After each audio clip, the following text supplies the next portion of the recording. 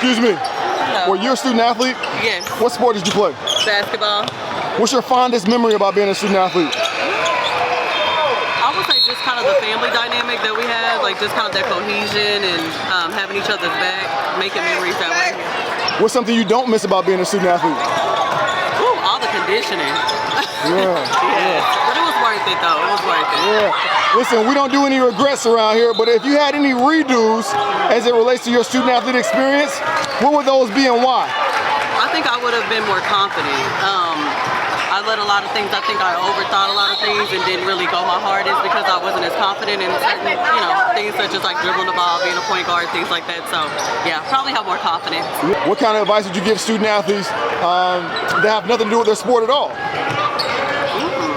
Partake in self-care, that is important too. I know sometimes we get really focused in on, what we're doing as far as like just the sports within itself, but also take care of yourself outside of that too. Yeah.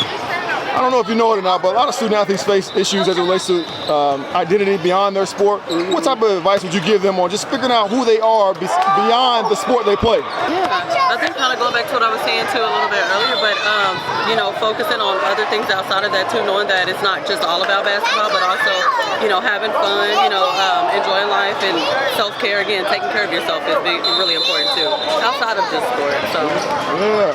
Two more questions. Are there any potholes that maybe you fell into while being a student athlete, and how would you advise these current student athletes to avoid that moving forward? Potholes.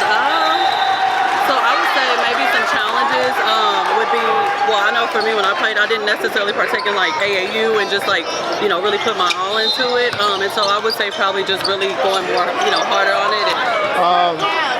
What's some last minute advice you would give student athletes just to maximize their time while being a student athlete, but also set them up for life once their eligibility is over?